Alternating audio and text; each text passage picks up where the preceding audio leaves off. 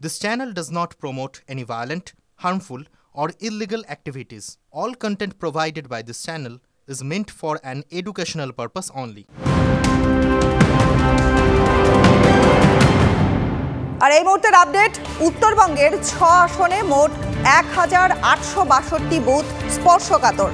প্রথম দফায় কোচবিহারে স্পর্শকাতর বুথ 196, প্রথম দফায় আলিপুরদুয়ারে স্পর্শকাতর বুথ 159, আর প্রথম দফায় জলপাইগুড়ির 391টি বুথ স্পর্শকাতর।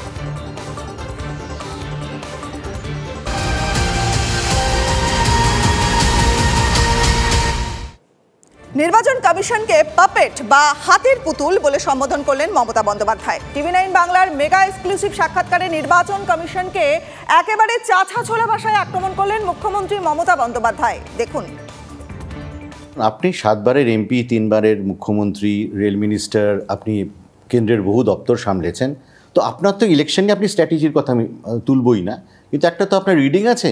এবারে আপনি পালস, পাবলিক পালস আপনি সব থেকে ভালো বোঝেন। তো এদের যে কথাটা আপনি বলছেন, আপনি অনেক মিটিংয়ে বলেছেন 200 পার করলে দেখা যাবে, তো এটা আপনি কোন কনভিকশন থেকে বলছেন? তার কারণ হচ্ছে আগের বারে সবচেয়ে পিকে ছিল, তখন পেয়েছিল 303 বা এরকম সামথিং। তারপর তো একে ভেঙে ওকে ভেঙে তাকে ভেঙে কিছু পার্টিকে নিয়ে করেছিল। একবারে ভারতবর্ষে কংগ্রেস 400 পেয়েছিল যখন ইন্দিরা গান্ধী মারা গিয়েছিলেন।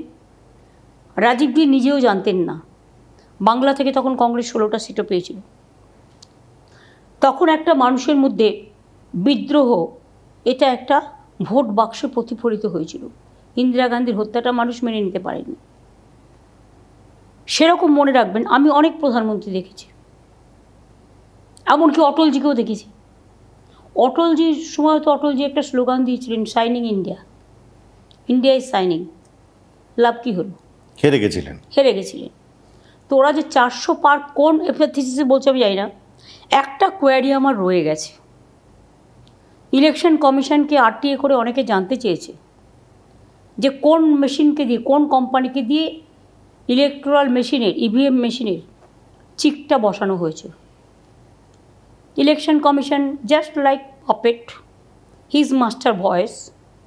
I should not mention election commission, BJP commission just behaving just like a puppet. They are not saying anything. They are not opening their mouth. এটা তো বলতেই পারে কোন কোম্পানি বানিয়েছে। আগের বারে যেমন আমরা জানতাম ভেলকে দিয়ে বানাতো ওরা, হায়দ্রাবাদ একটা কোম্পানিকে দিয়ে। কাকে দিয়ে তুমি চিক ঢুকিয়ে দেবে সাধারণ মানুষের জানবার অধিকার নেই, এই কথাটাও বলছে না। তার মানে কি বিজেপি চিকের ওপরে ভরসা করছে? ইলেকট্রাল মেশিনটাকে ক্যাপচার করবে বলে বলছে? কি করে বলছে?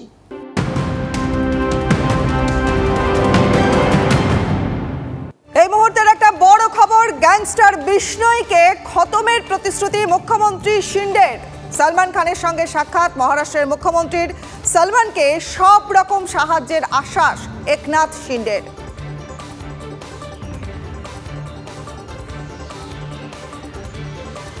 ছোটবেলা থেকে অভিষেককে তৈরি করেছেন তিনি। ছোট থেকে অভিষেক বন্দ্যোপাধ্যায়ের মধ্যে তৈরি হয়েছে রাজনৈতিক সচেতনতা। অভিষেক প্রসঙ্গে TV9 বাংলার মেগা এক্সক্লুসিভ সাক্ষাৎকারে মন্তব্য করলেন মমতা বন্দ্যোপাধ্যায়। দেখুন।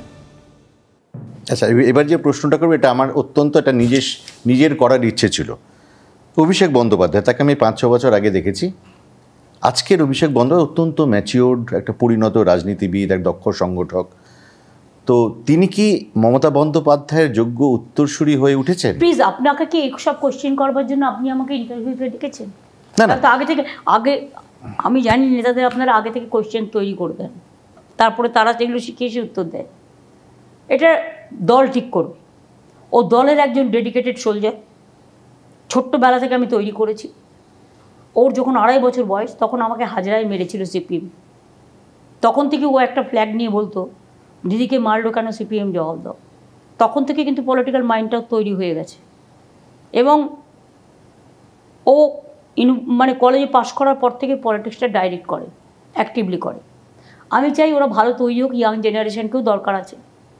আজকে বলুন তো, ইয়াং জেনারেশনে দেবাংশু টিকিট পেয়েছে লোকসভা, শাইনি টিকিট পেয়েছে লোকসভা, রচনা থেকে শুরু করে আরও যদি অনেককে দেখেন, অনেক ছোটো ছোটো ছেলে মেয়েরাও টিকিট পেয়েছে, অভিষেকও পেয়েছে।